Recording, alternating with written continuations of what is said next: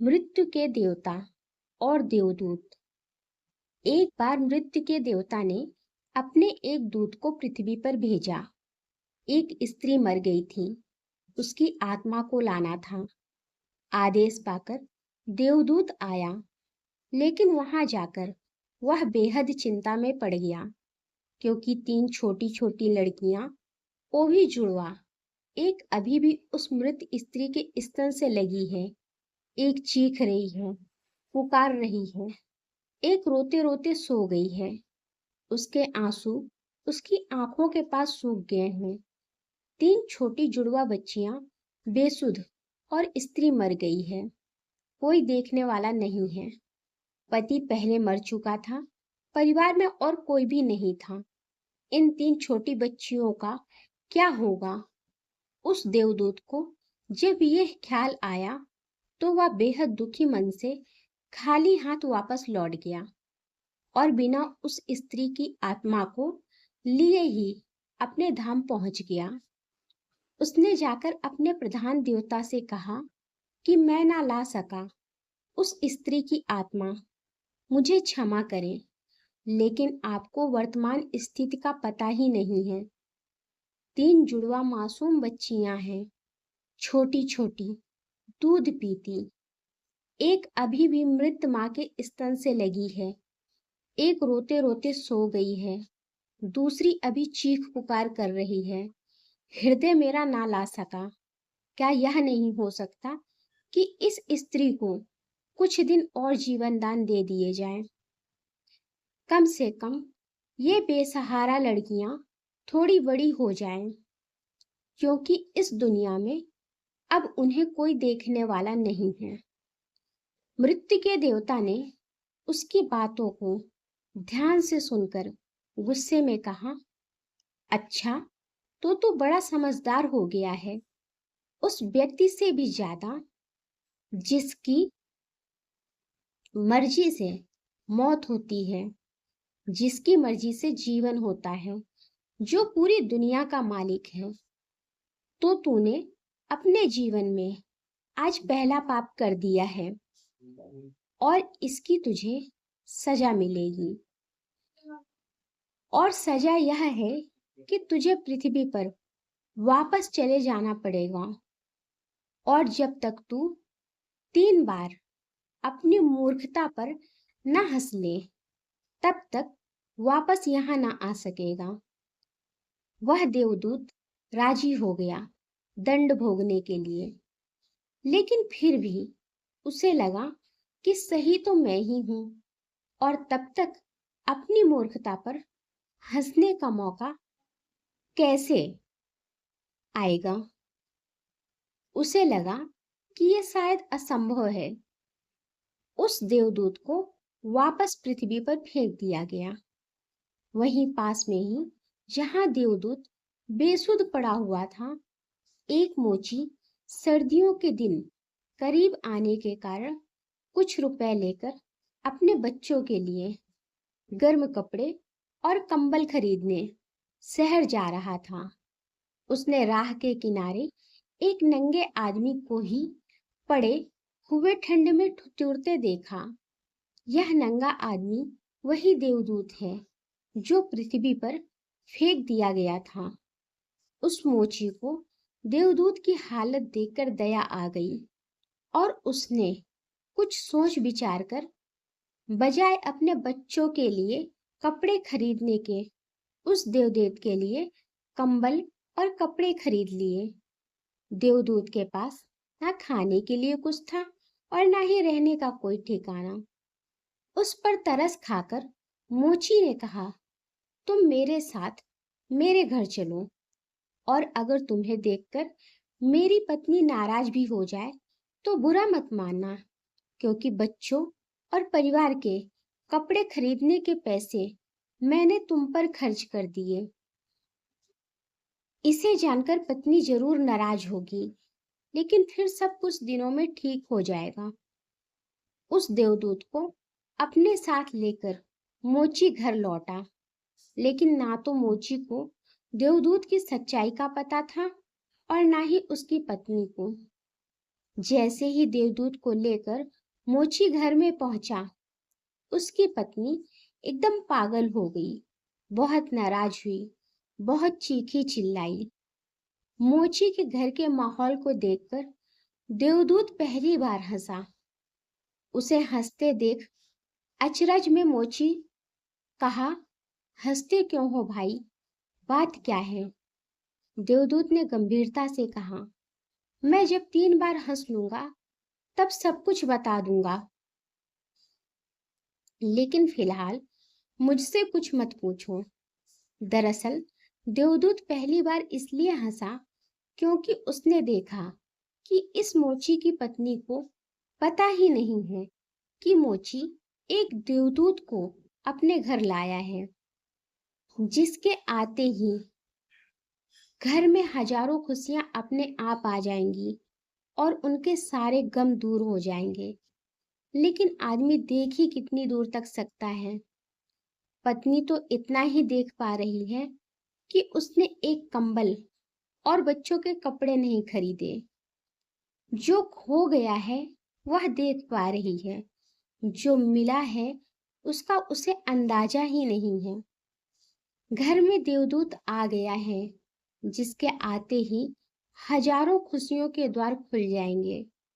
इसीलिए देवदूत हंसा।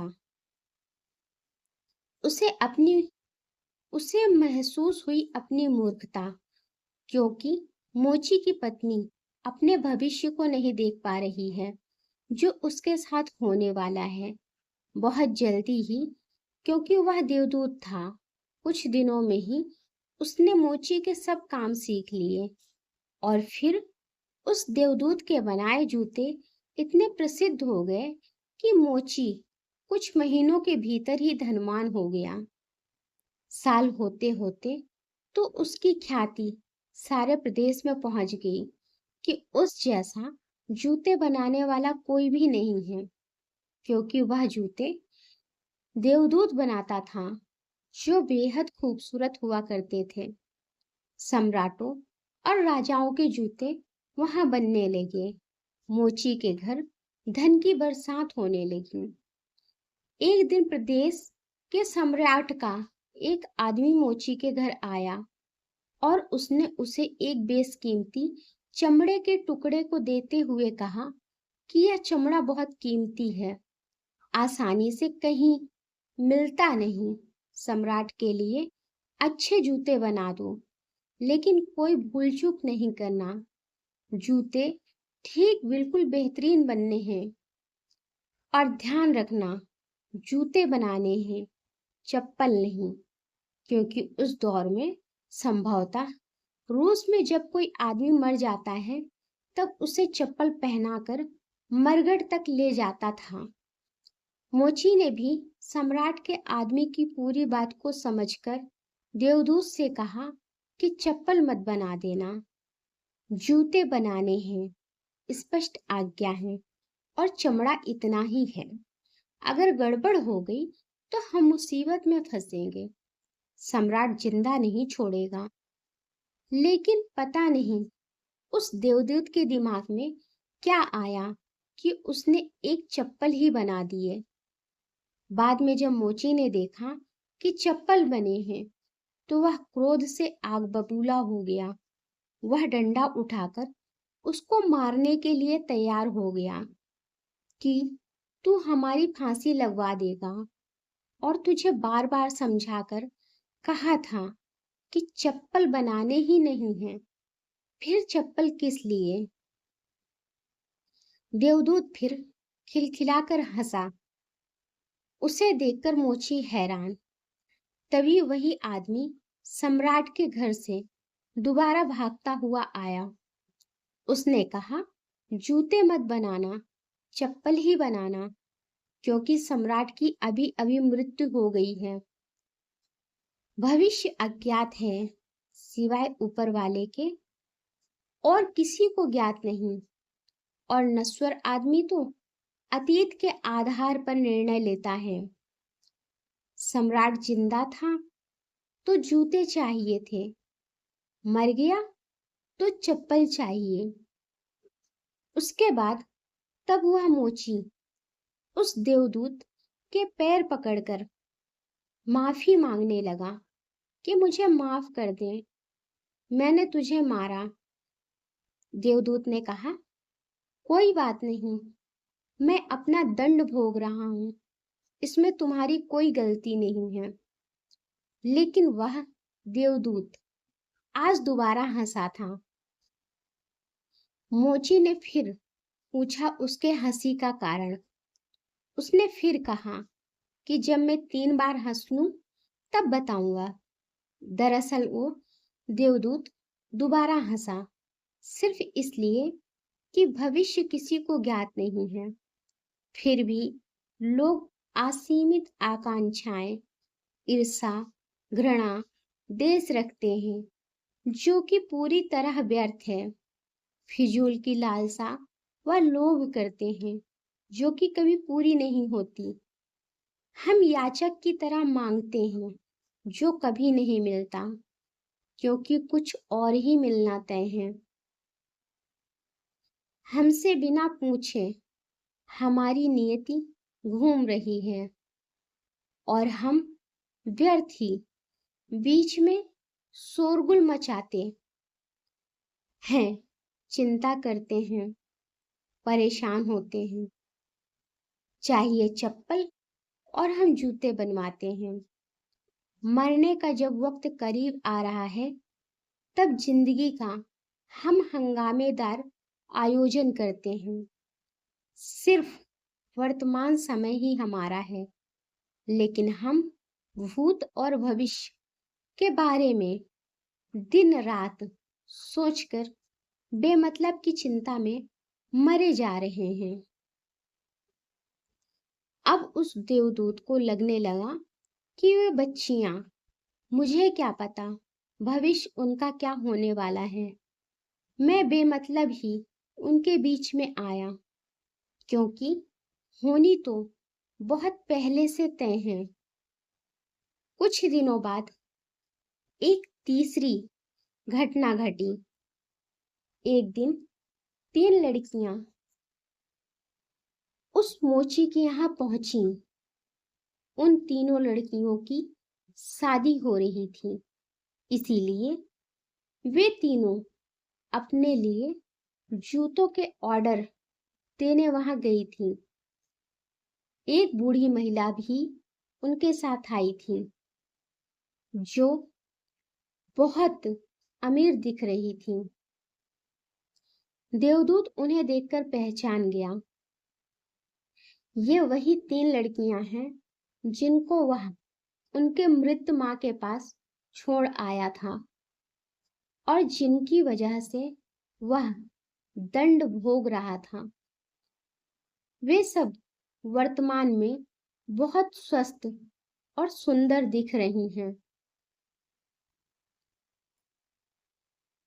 उसने जानना चाहा कि क्या हुआ, उनके साथ यह बूढ़ी औरत कौन है। अब बूढ़ी औरत ने सब कुछ बताना शुरू किया। उसने कहा कि ये तीनों बच्चियां मेरी नहीं हैं। इनके जन्म के दौरान भूख और अभाव के कारण मां के शरीर में दूध नहीं था और ये 3 बच्चियां जुड़वा। इनकी मां इन्हें दूध पिलाते पिलाते ही मर गई। जब मैंने इन्हें देखा तो मुझे इन अनाथ बच्चियों पर दया आ गई। मेरे कोई बच्चे नहीं थे, इसीलिए मैंने इन तीनों बच्चियों को गोद ले ली। बूढ़ी महिला ने अपनी बात को आगे बढ़ाई और कहा कि अगर आज भगवान की कृपा से इनकी मां जिंदा रहती तो भी शायद ये तीनों बच्चियां गरीबी, भूख, दीनता और दरिद्रता में बड़ी होती। मां दुर्भाग्यवश भले ही मर गई हो, फिर भी ये तीनों बच्चियां बहुत बड़े धन वैभव व संपदा में पली और अब मेरे बाद सारी संपदा की ये ही 3 मालकिन हैं। फिलहाल तीनों का एक सम्राट के परिवार में विवाह हो रहा है। देवदूत फिर तीसरी बार हंसा और विस्तार से मोची को उसने पूरी घटना बताई। उसने कहा, भूल मेरी थी, नियति बड़ी है और हम उतना ही देख पाते हैं जितनी समझ है, लेकिन जो कभी नहीं देख पाते वो बहुत बृहद विस्तार है उसका। मैं अपनी मूर्खता पर 3 बार हंस लिया हूं। अब मेरा दंड पूरा हो गया है और अब वापस जा रहा हूं। उसके बाद देवदूत को अपनी गलती का एहसास हुआ और वह वापस अपने धाम लौट गया। प्रभु ने हमारे लिए कहीं ना कहीं अच्छा सोचकर रखा है, इसीलिए अच्छे कर्म करते रहिए, बाकी सब ऊपर वाले के ऊपर छोड़ दीजिए। जिंदगी दी है तो आगे भी वही संभालेंगे। अगर आपको कहानी अच्छी लगी हो तो लाइक करें और मेरे चैनल को सब्सक्राइब करें। धन्यवाद।